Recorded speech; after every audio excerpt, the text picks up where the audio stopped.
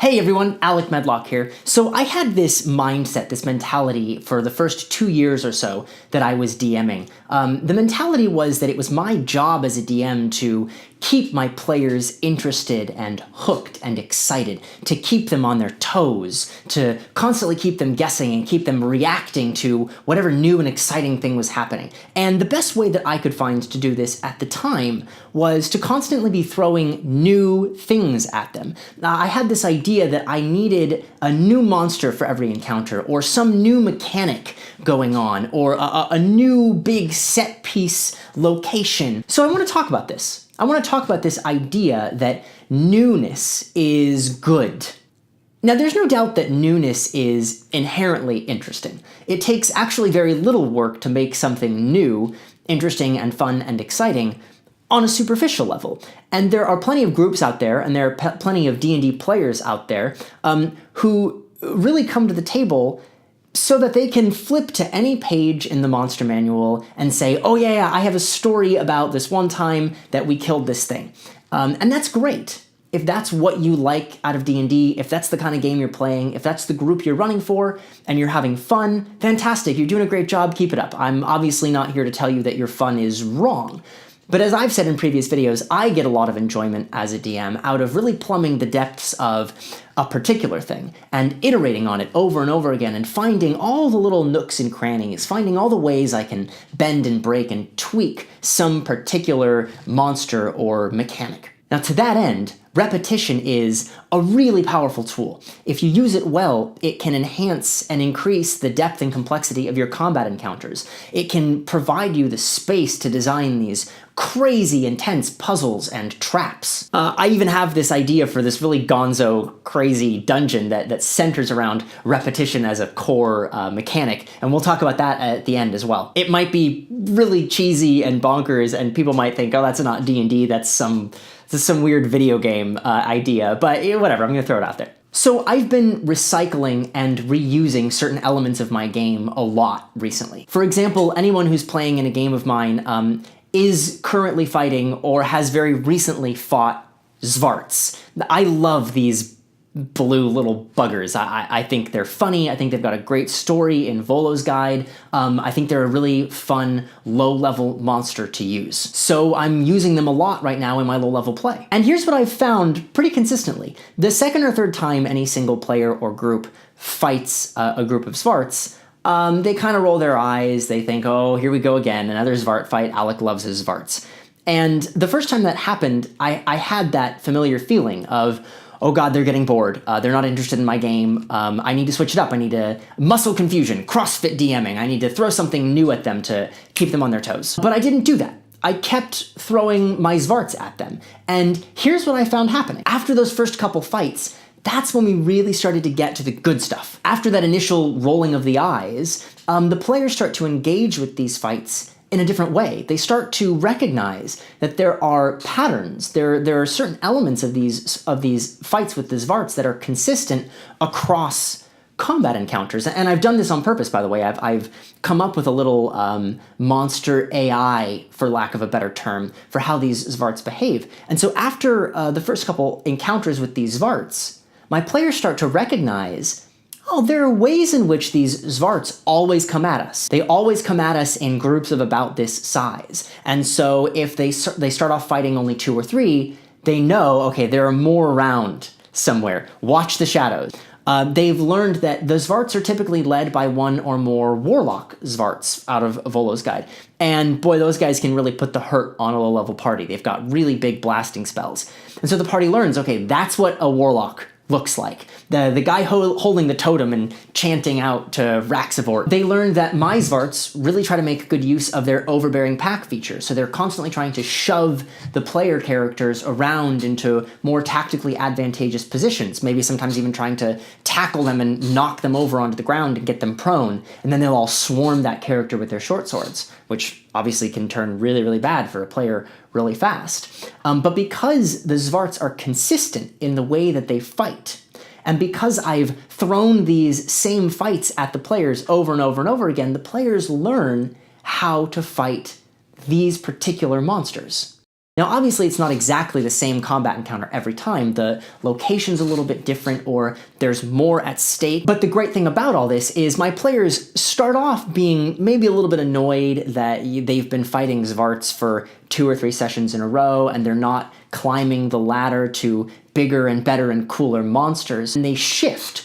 They go to starting to engage with the fights that I'm putting in front of them in a much more complex and interesting way. They start to look for and learn these patterns that the monsters use. And what's really cool is they start to plan for those patterns. They start to play around them. And what I love about this is the sorts of tactics, the sorts of ideas that the players are coming up with for their characters, they don't result from looking inward and looking downward at their character sheets, at their characters' stats and features and abilities. That's great. That's why you build characters. That's a lot of fun, right? But the plans and the tactics that my players start to employ don't just come from what's the cool thing that my character can do. They start to look outward. They start to look at how the Zvarts behave, and they start to go, okay, guys, we're fighting Zvarts in this dungeon, so here's what we should do as a team. Here are the tactics we should employ, and that comes from learning about the world. They start to engage with the world in a more meaningful way, and suddenly these Zvarts, these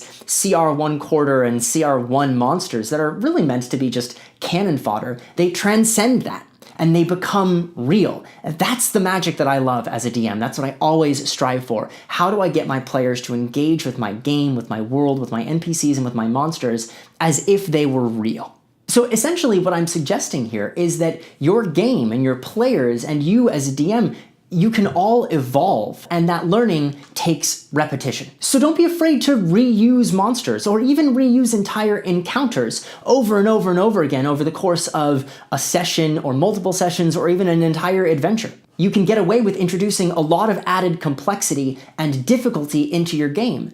And the great thing about the difficulty that you're going to buy yourself through this repetition, through this time that you're spending, is it's not just numerical difficulty. It's not just bigger numbers, more hit points, more damage, higher save DCs, because that's not really interesting. That's not difficulty that your players can interact with. That's not an engaging difficulty. That's really interesting for you as the DM, because you're the one who sees the attack bonus. You're the one who sees the hit point totals of the monsters.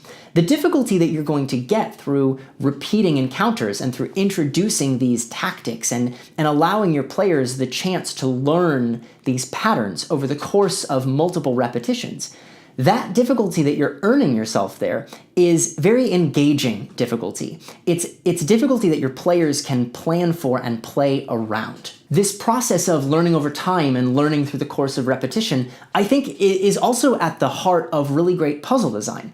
Now, puzzles are a little bit contentious in D&D. Not every table likes puzzles. Not every DM likes using puzzles.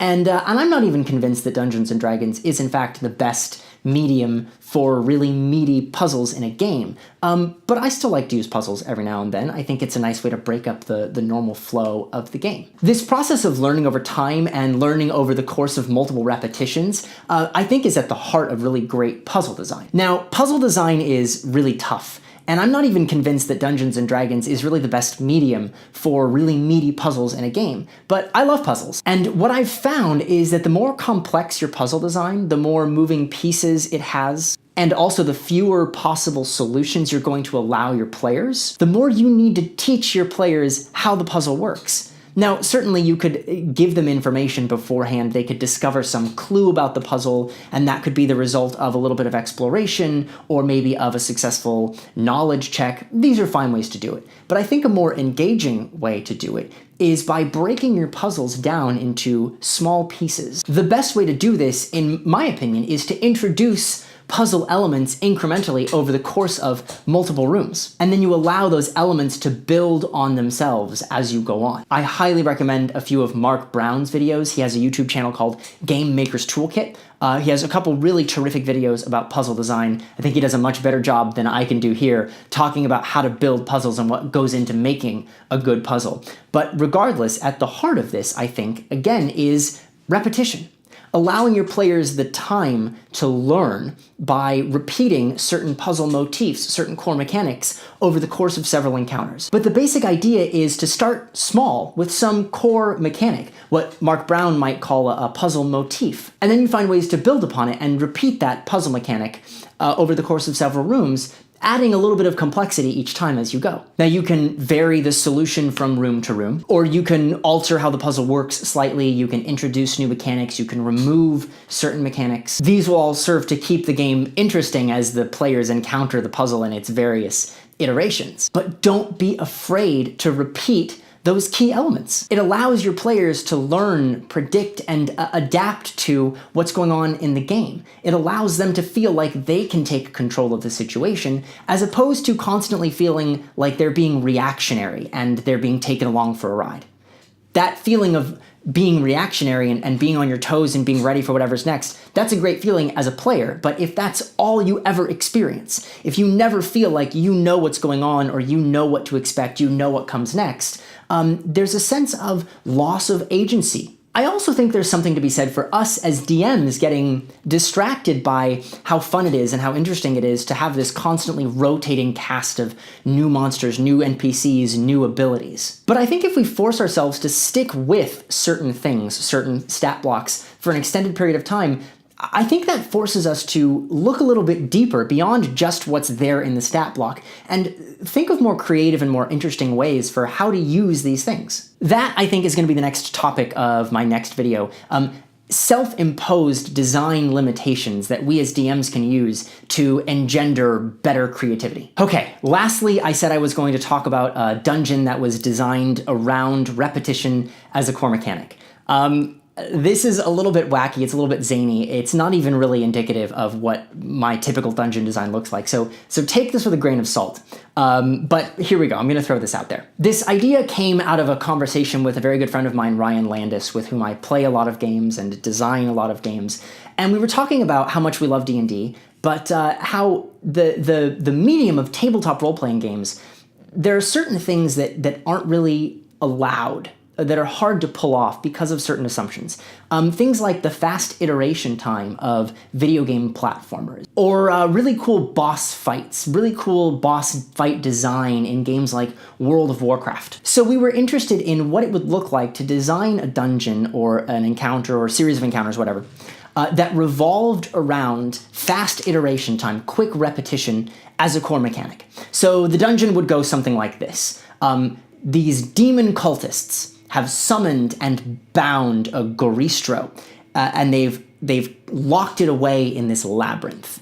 And this labyrinth is a huge, big dungeon all unto itself. There's a ton of stuff going on in there. There are RP encounters and puzzle encounters and smaller combat encounters. It's an entire adventure, this labyrinth. And the players are like level 5.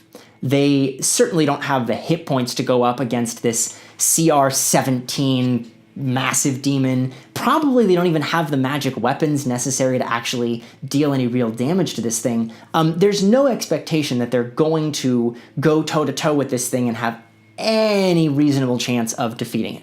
But there's some mechanical or narrative reason in place that justifies how or why the players will instantly revive in a particular location if things go horribly, horribly wrong in the dungeon.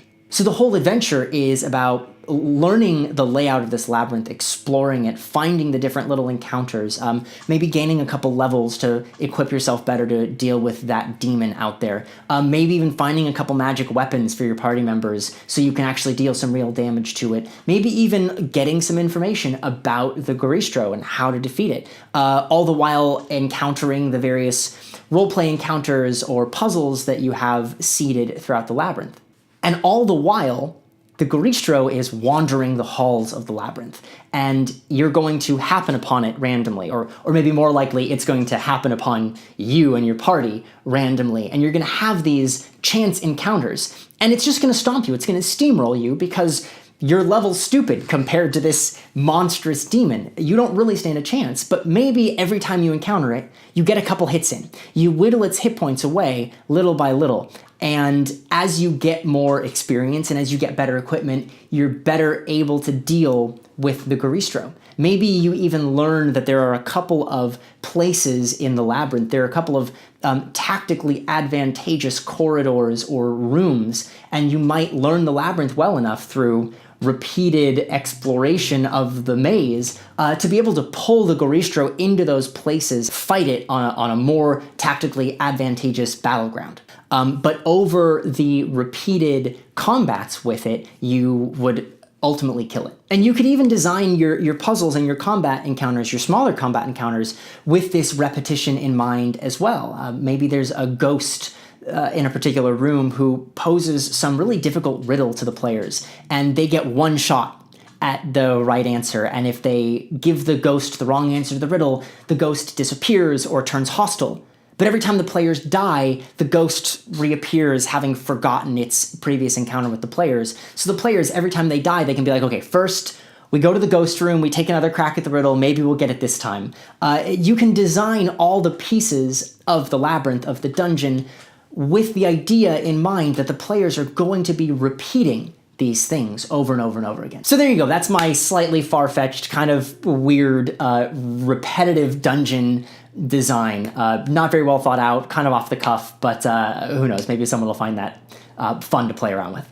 And there we go, guys. That's all I got for today. I hope some part of this was helpful. I know I'm a brand new channel, and I don't really have anybody watching yet, but for those of you 6 subscribers who are out there, hi guys, thanks for the sub. If there's anything in particular you guys want to talk about or you want to listen to me blabber on about, please, by all means, let me know, reach out to me. I love talking to people about their D&D stories. I love hearing what questions you guys have. I love finding people that I can ask questions to, so reach out, tell me what you want to talk about. I look forward to that. See you next time.